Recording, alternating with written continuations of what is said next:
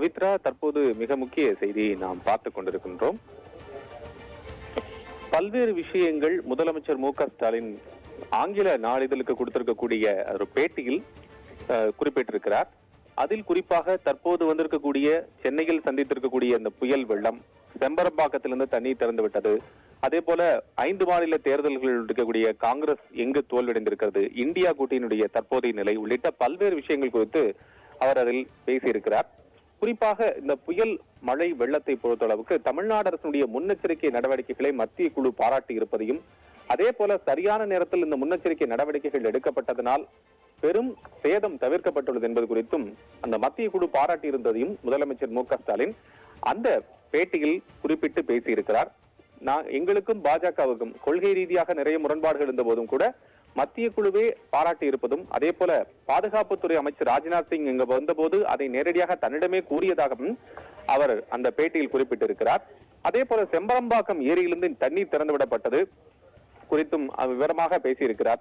2015க்கும் தற்போதுக்குமான வித்தியாசம் என்ன என்றால், அப்போது ஒரே நேரத்தில் திறந்துவிடப்பட்டதும் இப்போது மெல்ல மெல்ல எவ்வளவு நிரம்புகிறதோ அதற்கு தகுந்தா போல் திட்டமிடப்பட்டு திறந்துவிடப்பட்டதும் இது போன்று இருக்கக்கூடிய பல்வேறு விஷயங்கள் குறிப்பிட்டிருக்கிறார்.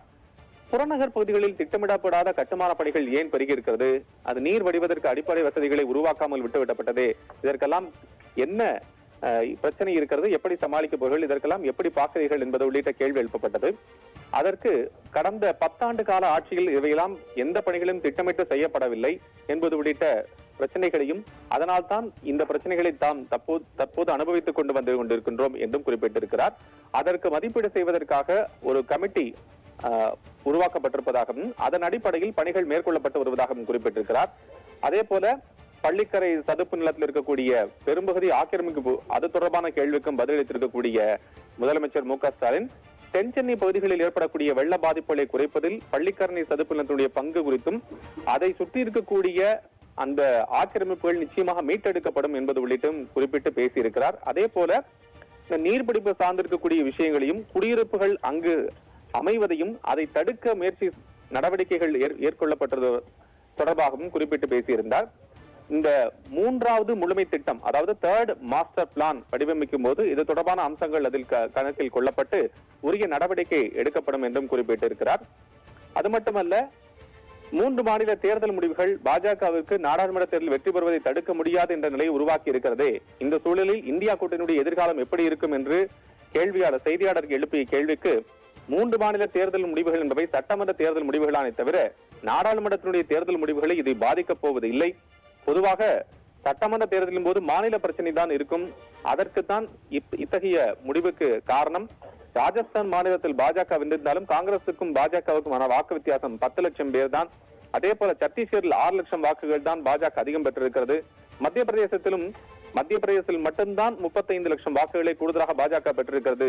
ஆக பாஜகவுக்கு எதிரான வாக்குகள் சிதறாமல் ஒருமுகப்படுத்தப்பட்டிருக்குமானால் இந்த 3 மாநில வெற்றியை பாஜக பெற்றிருக்க முடியாது என்பதே உண்மை. நடைபெற இருக்கக்கூடிய நாடாளுமன்ற தேர்தலில் பாஜகவுக்கு எதிரான வாக்குகள் அனைத்து மாநிலங்களிலும் ஒன்று சேர்க்கும் முயற்சியை இந்தியா கூட்டணி செய்யும். அதன் மூலமாக நாடாளுமன்ற தேர்தலில் முழுமையான வெற்றியை நாங்கள் பெறுவோம் என்றும் அவர் குறிப்பிட்டு பேசியிருக்கிறார். 3 மாநில தேர்தல் முடிவை படிப்படியாகவே நாங்கள் பார்க்கிறோம் என்றும் அவர் குறிப்பிட்டிருக்கிறார்.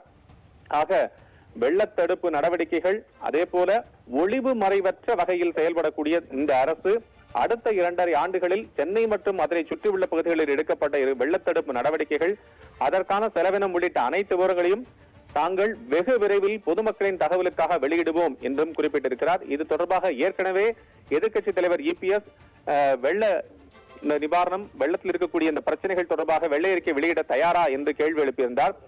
அதனுடைய விஷயமாகவும் குறிப்பிட்டு முதலமைச்சர் மு க ஸ்டாலின் ஆங்கில நாளிதழுக்கு கொடுத்திருக்கக்கூடிய பேட்டில் பொதுமக்களின் தகவலுக்காக இந்த விவரங்கள் வெளியிடப்படும் என்று குறிப்பிட்டு பேசியிருப்பது முக்கியத்துவம் வாய்ந்ததாக பார்க்கப்படுகிறது. பல்வேறு விஷயங்கள், செம்பரம்பாக்கம் ஏரியில் முதற்கொண்டு தற்போது சந்தித்திருக்கக்கூடிய புயல், மழை, வெள்ளம், அதனால் ஏற்பட்டிருக்கக்கூடிய பாதிப்புகள் மட்டுமல்ல, அதற்கு பிறகாக வர இருக்கக்கூடிய அடுத்து 2.5 ஆண்டுகளுக்கு செய்யப்பட இருக்கக்கூடிய திட்டங்கள், அதற்கான பணிகள், அவை மேற்கொள்ளப்படுவதற்கான திட்ட அமைப்புகள், அதற்கான குழு அமைப்பு உள்ளிட்ட பல்வேறு விஷயங்களையும் குறிப்பிட்டு பேசியிருக்கிறார்.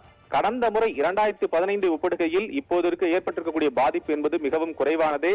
அதற்கு அரசினுடைய முன்னெச்சரிக்கை நடவடிக்கைகள் தான் முக்கியமான காரணம் என்றும் குறிப்பிட்டு விலாவரியாக முதலமைச்சர் மு க ஸ்டாலின் அந்த பேட்டியில் குறிப்பிட்டு பேசி இருக்கிறார்.